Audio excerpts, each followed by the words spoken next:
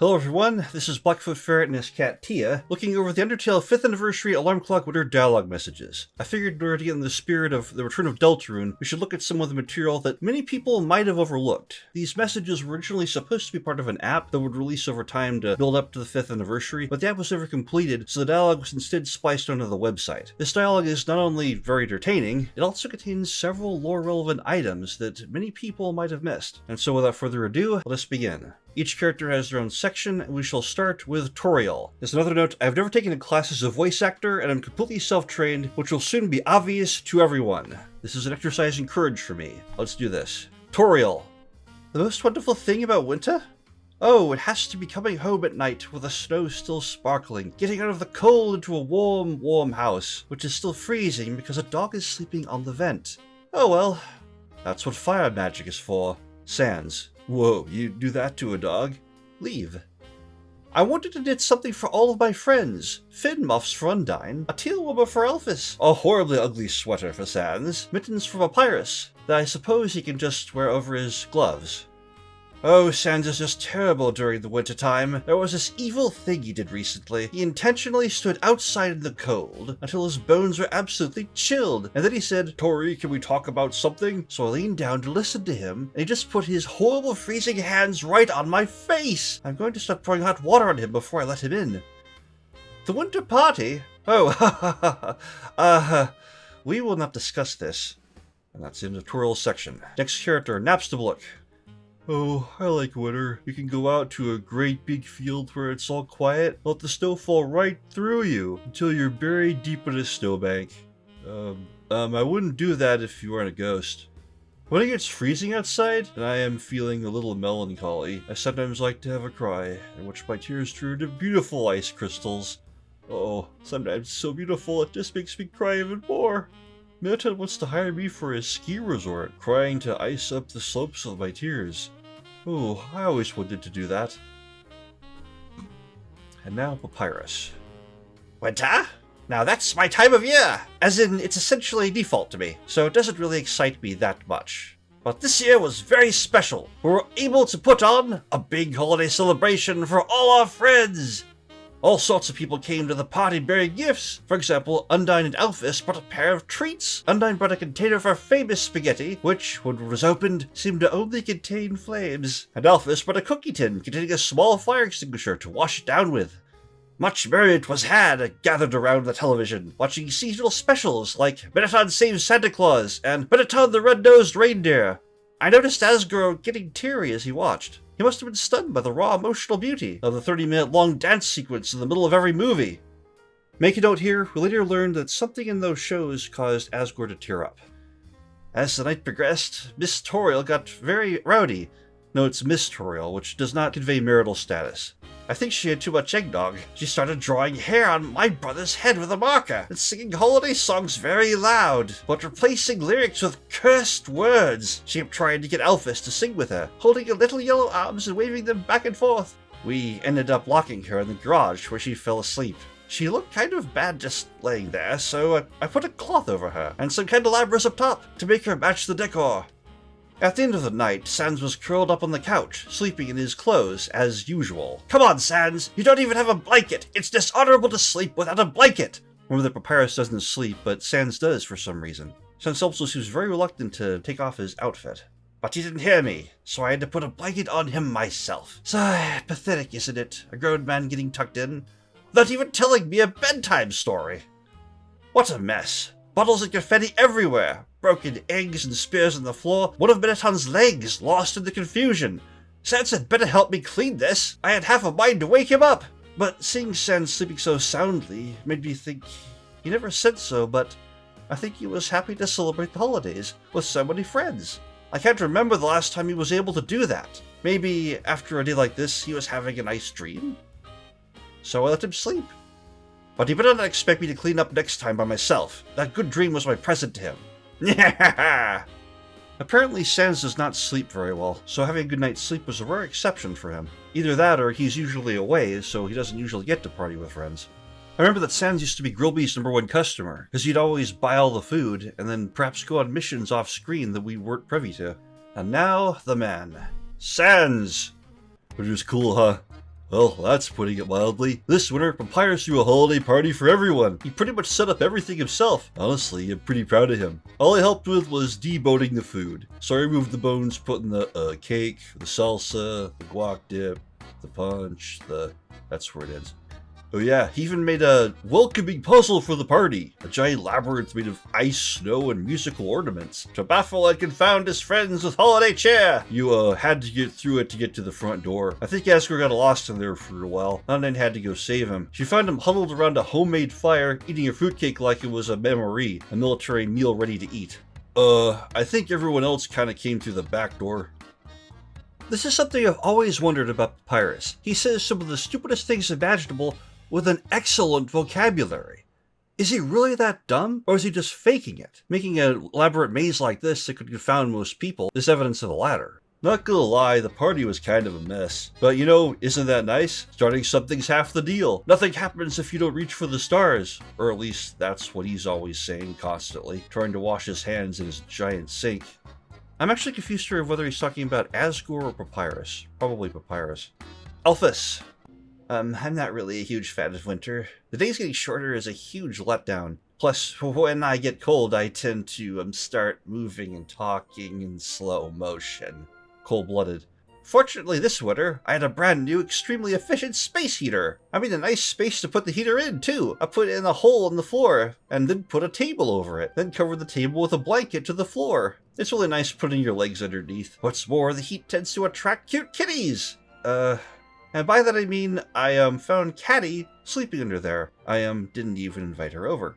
She says something like, "Hey Alphys, don't worry, I got you an orange." But it was, just the peel. She, ate all my oranges. She had to get her stomach pumped. Cats can't, eat oranges. Okay, so this means that Catty actually was the cat. I was always a bit confused about that. They said something about exchanging names at some point during the original game. The next day, I heard dance music coming from under the table. With colorful flashing lights? It sounded like there was a crowd under there. I tried to sit with my legs under it like normal, but someone came out and asked me if I was on the VIP list. Actually, maybe I'll just use a fireplace next year. Mettaton interjects. Space heater? She means boy. While she was performing irregular repairs on me, she installed modifications on my rectangular form to allow me to, exceed my normal hotness. Then, begged me, to hang around under her table. Well, willy well. Who am I to refuse my biggest fan? But I don't think being under a table means the show won't go on, darling. London was so cute at the party, wearing the special Mew Mew cat earmuffs I gave her. And then, I don't like singing outside of karaoke, but if she even hears a single verse, she can't help but join in. She's, not great at staying in tune, but she puts her heart into it, and that's music to my ears. She almost, makes it a contest to sing the loudest. Between her and Toriel singing carols, it got pretty, loud. There was, one of the things that made her, we don't have to discuss this. Something happened at the party. Something Toriel doesn't like. As our next witness, let's call Mettaton.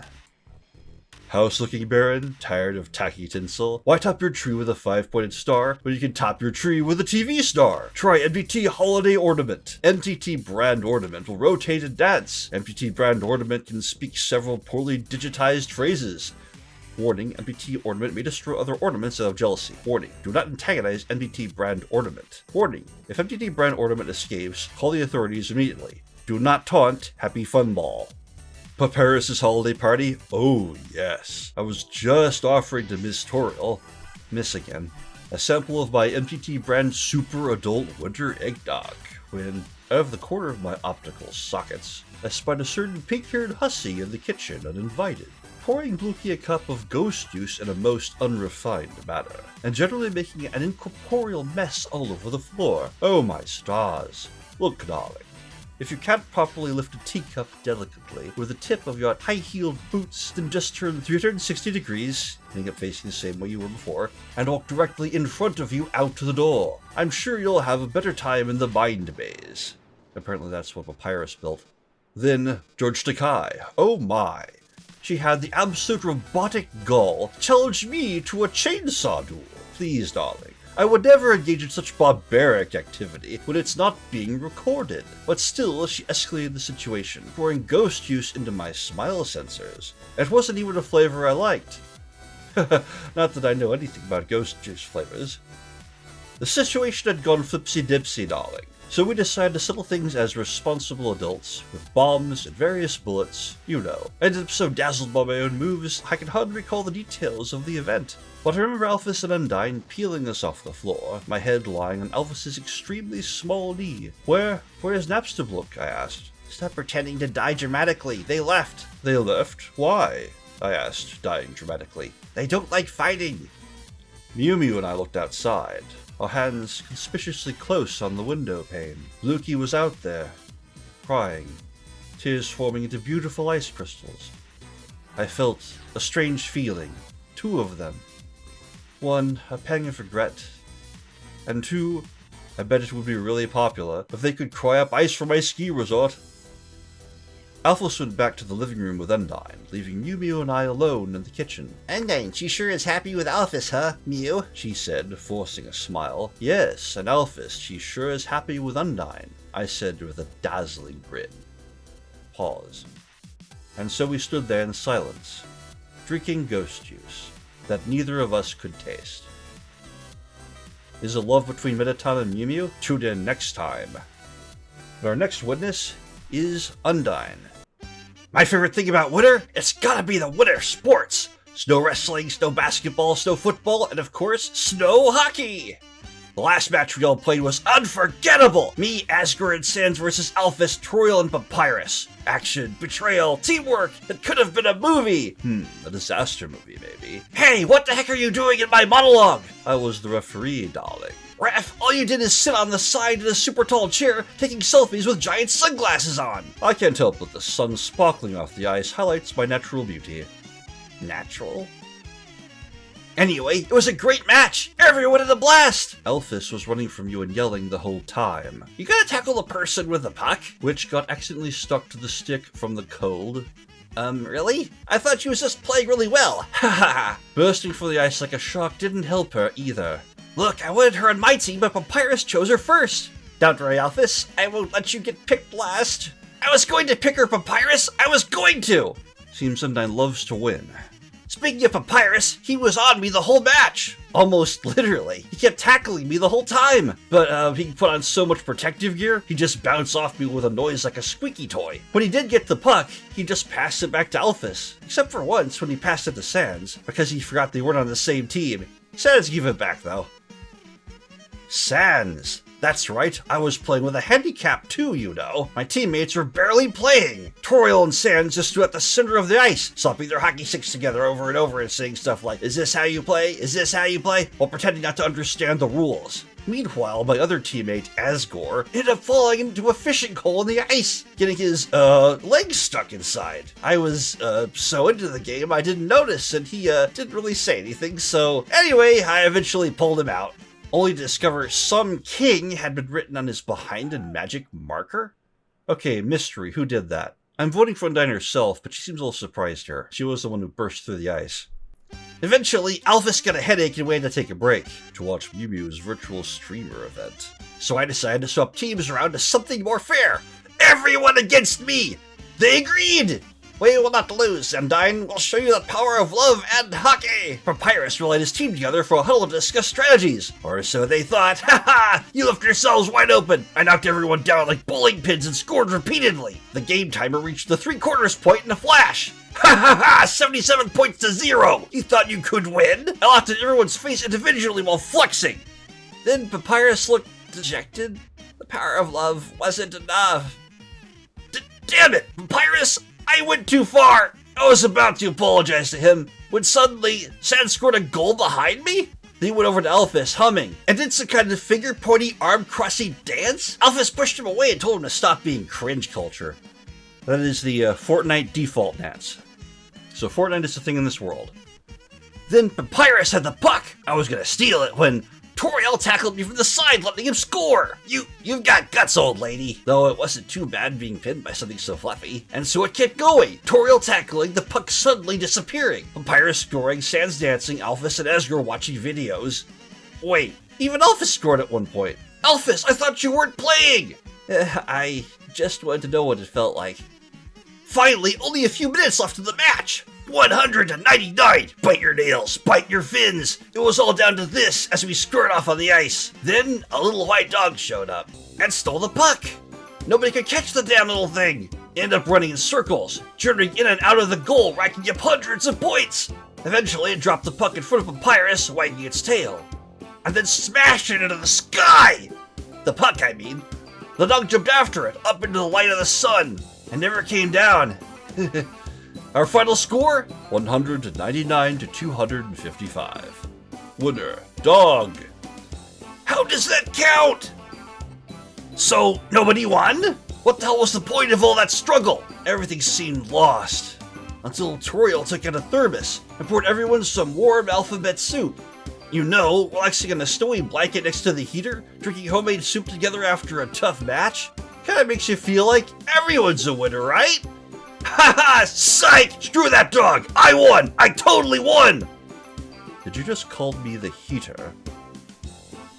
Ooh, I drank some too. Even though it passed through me, it was still a little warm, but best of all, there was a special message at the bottom of the alphabet soup, one that made me tear up. It was the lyrics to my favorite holiday song. Ooh.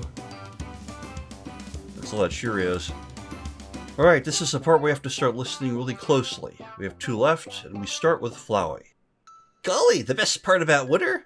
Probably the beautiful white snow blanketing the ground, completely indistinguishable from the dust of your friends. Ha ha ha ha! Huh? What do I want this year? When you grow up, you stop wanting things for the holidays. Besides, even if you brought me, say, a bike, where would I even put it, and how would I even ride it? It'd be a complete waste of everybody's time. A red bike with a golden basket? It'd be completely useless. You hear me? Useless. This ribbon? He's wearing a ribbon, if you look closely. Who cares who gave it to me? I haven't lost the right to be snug, have I? Hee, you're jealous. Golly, that's right, the party. They left her there. Takes Toriel's face. Abandoned her in the garage to rot in the cold. Her mind burnt to nothing from all that merrymaking. Hee, to think she'd made so many friends. They're lucky they never saw her in the ruins, living in loneliness, waiting for someone to fall down. At her very worst, even forgetting to eat or sleep. Pathetic. I remember finding her laughing at how miserable she looked, sprayed out on the ground in weakness. Guardian of the ruins? Ha! You can't even take care of yourself! And then, I don't know why, but with half-closed eyes, she touched my face and said, Asriel, I'll never let you go again. And fell asleep. Idiot. You can't even take care of yourself. Toriel. Why yes, there was a time in the ruins when I had fallen asleep on the floor. How did you know that? Pause. The strangest thing was that when I woke I was in bed and there was a glass of water next to me. I always assumed I had forgotten to get up, but... Trails off. A long time ago I knew someone that always filled up their glass, so the liquid was just peeking over the brim. It was the most efficient way to fill it, they said, regardless of how thirsty they were. Because of that, my son started doing it too, and there was a lot of spills in the house. It could have been Kara or Asgore. Let's see. In the ruins that time, the glass was full, just like that. And recently when I woke up after the party, the glass next to me was too. Trails off. So apparently Flowey does have some compassion. He does care about his mother. And apparently he also likes bicycles. And apparently he's also able to lift her back in bed. And now King Asgore.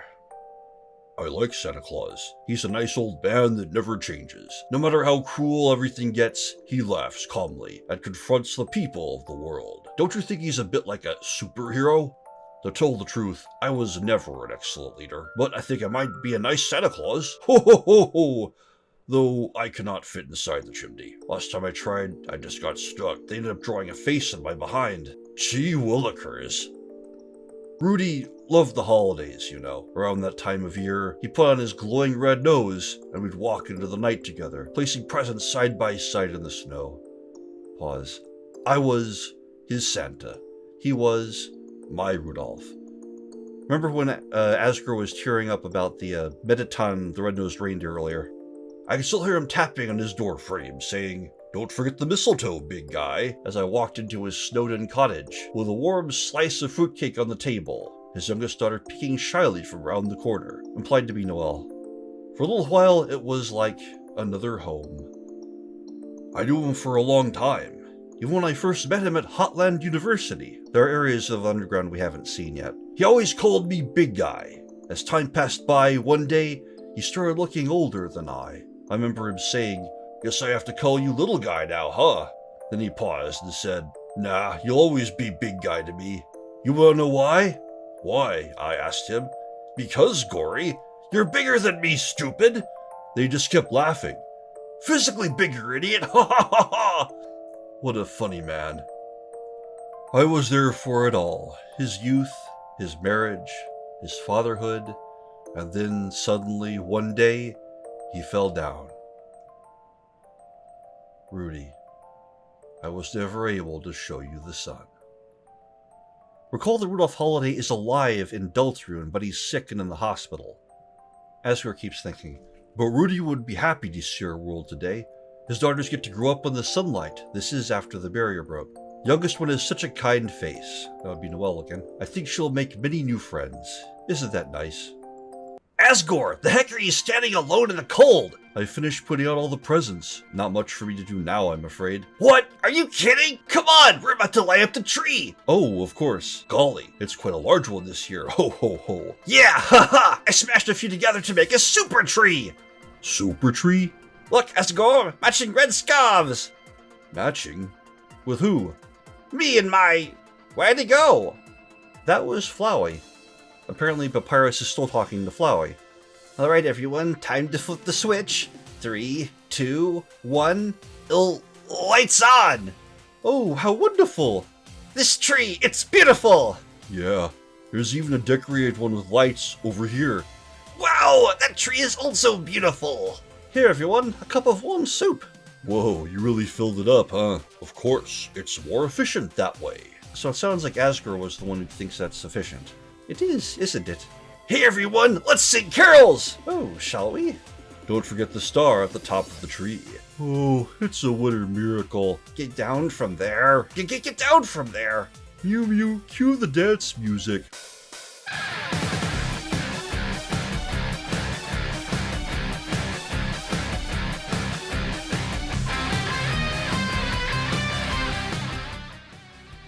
How the heck can we sing carols to this? No way to know if you don't try. Then, shall we? Not like you get the original lyrics right anyway. Undyne, we'll show you the power of winter! Hey, I'm on your side! Ho ho ho, what a wonderful winter! And then way at the bottom, September. Did nobody notice it was September? Flowey being meta again. Alright, so two big takeaways that I got from this. Flowey still has compassion to some degree. Compassion is supposed to come from the soul, which would suggest that he still has a soul. One of my major theories of Undertale is that Flowey still possesses Kara's soul even after everything that's happened. That's why he still has uniquely human abilities to save and load, just like a player can. He has a human soul, even if he can't sense it himself. And then Asgore talks about Rudolph Holiday dying before ever seeing the sun, and yet he's alive in the hospital in Deltarune. This doesn't seem to make any sense unless there are two timelines in play. Remember how characters like the Gaster followers can blink in and out of existence and seem to turn black and white from black and white to color at times? I think there are two worlds. I've always found it weird that there are two entry 17s, one of which talks about Gaster performing his darkest experiment, and another one recorded by Alphys, possibly at the same time, that talks about the amalgamates. What if those two were recorded at the same time, but in different timelines? And the darkest experiment only goes off in the original alpha timeline, while in the beta timeline, someone has messed with the time stream, gone back in time, and prevented the darkest experiment from ever happening, mainly by making sure that Gaster died long in the past. I think this beta timeline, where Gaster has been long dead, is the timeline we understand as Undertale. But I'm wondering if the alpha timeline, the one where Gaster may or may not have become a god, could be what's happening in Deltarune. Anyway, some food for thought. Thanks for listening. And happy holidays in advance, even though it's September. There's nothing left to fear.